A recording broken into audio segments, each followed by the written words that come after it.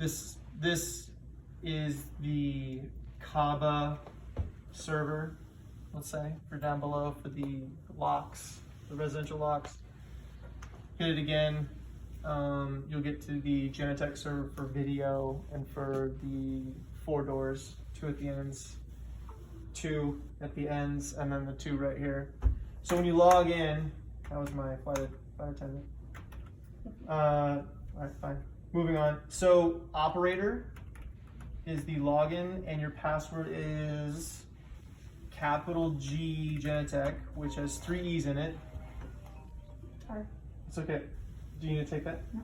You sure? It has 3 what? 3 E's. Genetec. Oh, that's what you Right. mean. Okay. Exclamation point, the number 4, life. Only letter capitalized is the G. For life, L-I-F-E. Yeah. I thought that was funny. Yeah. It's Genetec exclamation, like Genetec for life with a number 4 and an exclamation point and a I capital love G your exclamation. and 3 E's in Genetec. Okay. When it loads, it's going to launch this control panel. You're not going to go in as admin. You're going to continue as operator. It's going to launch. It's going to land on this cool landing page, at which point you're going to want to select security desk because that will just ignore config tool.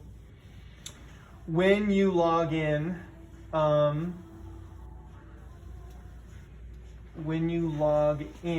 you're given three things to enter in. You're going to enter your username, which is going to be your first initial last name. So mine's Y. My test one is Y there for Yogi Bear. First initial last First initial last name will be how you log in. uppercase, lowercase. Nope, it's Okay. not important. And then your password, which at the end of this will change. I think there's one more account I have to create. Moving on. Okay. Which, Sorry. It was 4, the number 4? Yes. Okay. yep. You enter your password and then the directory. And the directory is an IP address of the server, which will pre-populate. But it'll be selectable by drop down. Okay. But it's 131.131. 107. So it's 131.131.1.107. And you click login. Do we have to type that in every time?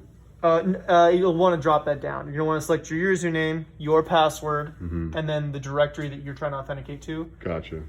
Now that I've put it in, it should always be selectable. Gotcha. When you get here, this is kind of what you're landing on. Ignore these errors up here. These are for like me.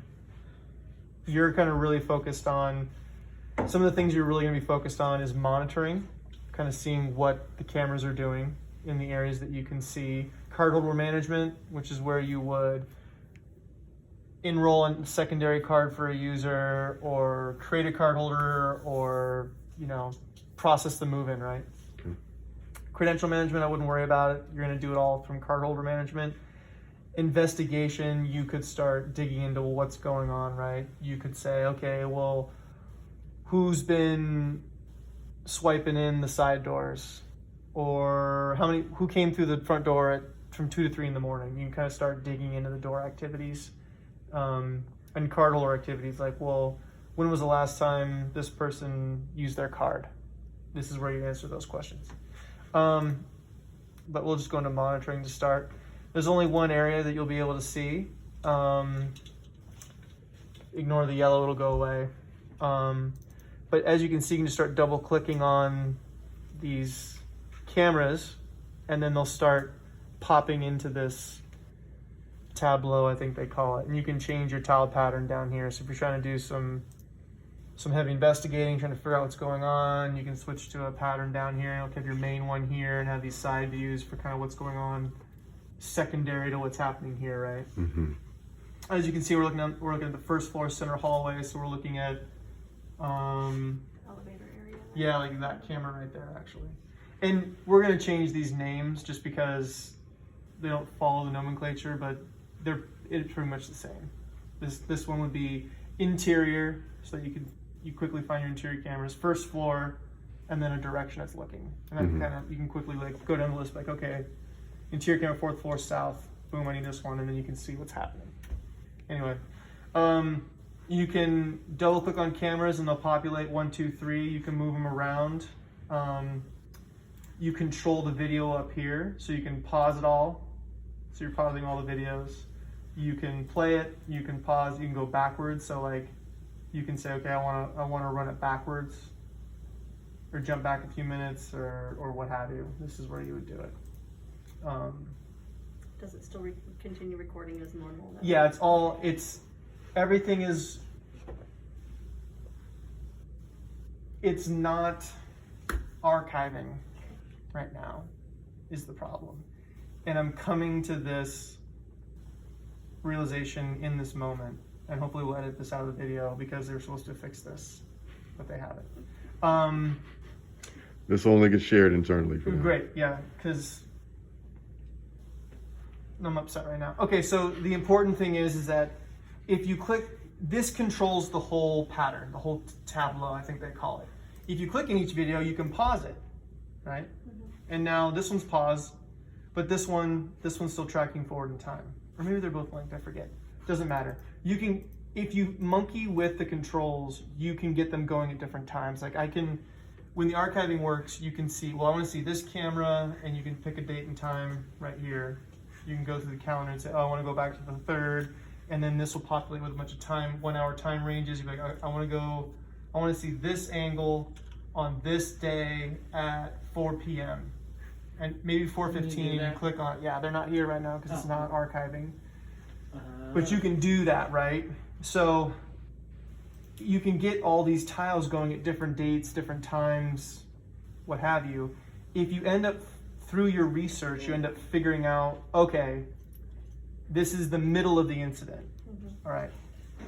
This is where I know the incident took place. It started there, went to the elevator, came out the front door. You can tile up all the videos you want, and then you select the one that you want to go off of, that's the right time and date, and you come down here to synchronize, and that will synchronize all of the video to the selected tiles, date and time selection. Hopefully that makes sense. It's just what it does is it puts, once you're digging around and you finally find a time frame that you want, you can click that button and it'll pull all the cameras to that time. I see. Which seems silly, but it gets confusing if you start realizing that your day off, why you're looking for someone, they're disappearing between hallways. It's because you're on totally different days or different AM PMs. Like you're 4 p.m. here, 4 a.m. here, and you're like, why is it going on? Because you can't really tell. Anyway, just something to know.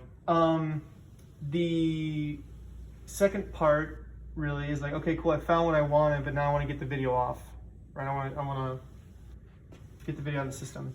And the way you do that is you click this export. You can click this little CD, right? And you can export the video from the selected tile, or you can export the video from all the tiles. And in this case, since we have 2 tiles, we'll select export video from all tiles. Here you have a couple options. It tells you the cameras you got selected and the time ranges. By default, the system will pick the date you've selected, the time in which you clicked export, and 5 minutes in 5-minute chunks. You can go in here and you can tweak what you want to see. Like, okay, I want to bump this back, or hey, I want to record this video from here to here. You can start messing with these time parameters or drag the slider around, and you can kind of tweak your video edit. So once you've done that, you can give it a name, make it descriptive, right? You know, and then the different formats. Quick thought on formats, quick note, I guess, on video formats.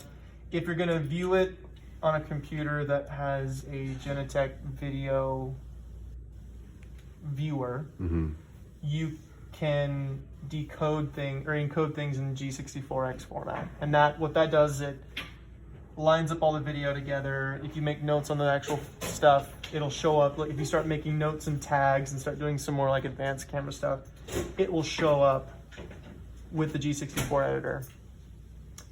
It just kind of creates it recreates your whole thing that you've researched, right? Starts all the cameras at the same time, they all play together, and you kind of see people walking through the building like you would right now. If you move to MP4, it throws each individual file, each individual camera stream as a file, Okay. which makes playback kind of difficult. Because if you select a 15-minute window of an event, the first 3 minutes might be relevant up here, the middle 3 minutes might be relevant here, and the last 3 minutes might be relevant here. If you just have to see it when you do it. But basically, if you click play, you get 3 good minutes here, and then it's just a bunch of nothing. And you get 3 good minutes here, and it's just 3 middle minutes here, and then nothing on either end. And when you're investigating, it's kind of hard to kind of move around the different MP4 files. So it's almost better just to take one frame and camera at a time. I don't know if I'm clearly describing the pros and cons. It's just the GX54 format is a Genetec format, which puts it all together in a nice little bundle. It even comes with the reader, I think. In this version, it may or may not come with the reader natively in this version, but when we get to our future version, it will. Mm-hmm. MP4 is for those that don't. So if you're trying to give it to, But if we're giving something to the police police department, department. right? They'll typically want an MP4. Mm-hmm. I try to give it in GX64X format, or G64X format, and they come back and they're like, yeah, can I just get it straight? Yeah. And then their video guys will take care of it. But yeah, then you can name each file and kind of do your own thing. And when you click export, you'll get this,